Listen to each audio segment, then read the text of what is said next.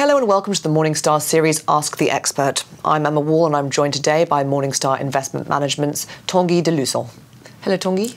Hello Emma. So today we're talking about emerging market bonds. Firstly, I wanted to ask, what is the appeal of this asset class? Well, it's an asset class that's quite appealing. So you've got two sections of that asset class. So EM debt issued in hard currency, so in dollar terms. So you got a spread on that, and typically because those markets have lower quality, you got good spread. So it's a way to enhance your returns while still having exposure to the US curve principally. And then on the other side, you've got the emerging market debt issued in local currency, and then you typically have pretty high yields due to the higher inflation, but also to the premium that are requested by investors to invest in those countries. And of course, in developed markets over the last 10 years, we have seen such record low yields that income investors, it's not surprising they've looked overseas to try and get a real return on their money. But there are risks associated with EMD, aren't there? Yeah, definitely. So, effectively, investors have searched for yield, so, went very much into those asset classes, but there are definitely, significant risks. So here, hard currency, effectively, you could see at something similar to high yield, where, you are offered a high yield or high credit spread, but it is because the credit quality behind that is pretty high. And on the local currency side, obviously, you've got the currency risks. And so when everything goes well, that's potentially a contributor to returns.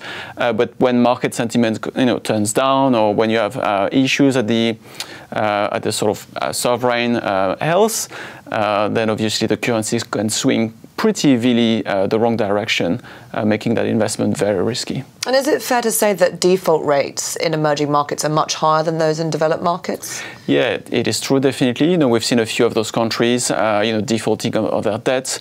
You can think of, LATAM countries. We've had quite a few issues over the past years. So it's definitely something to consider. And with any investment, of course, you've got to weigh up the risks and the rewards. So how can you use emerging market debt in your portfolio? So typically, we see emerging market debt as sort of an hybrid type of investment, with sort of income characteristics that are very appealing, especially for defensive portfolios, but also, keeping in mind those risks that are elevated. So we see it as a good way to diversify your sort of growth investments, so slightly less risky than equities, but definitely more risky than bonds.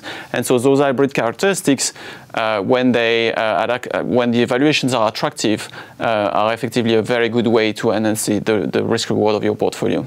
And emerging market debt carries a higher yield than developed market debt at the moment, but it has come down, hasn't it? Much like the bond rally we've seen in the US, Europe and the UK, yields are much lower now than they were a couple of years ago. Yeah, so I think generally the health of many emerging markets have improved over the last few years. This has been recognized by investors. So we've seen yields coming down significantly. So close to 1% since the beginning of the year on local debt. Spreads on the hard side have come down from over 400 basis points to now close to 300 basis points. So definitely a reduction in the yield offered by the markets, making them effectively less appealing now. And of course, you operate a value-based investment strategy. So presumably this makes them less attractive to you now than they were a year ago, 2 years ago. Yeah, we're quite excited by those markets a year ago, and now we think the attractiveness has decreased significantly, mostly on the hard currency side, effectively, where spreads are now below what we consider a fair value, and so we don't really feel we're paid for the risk, or we're talking about default risk that we're taking. On the EM local side, the yields are still reasonably appealing, but on the currency side, so currency is obviously a big portion of the risk you carry with those, and at the moment, especially with the pound, being at reasonably cheap levels, this is not something that's likely to offer positive return in the future, and definitely carries some risk. So this is definitely an asset class that we find less and less attractive. Tanguy, thank you very much. You're welcome. This is Emma Wall from Morningstar. Thank you for watching.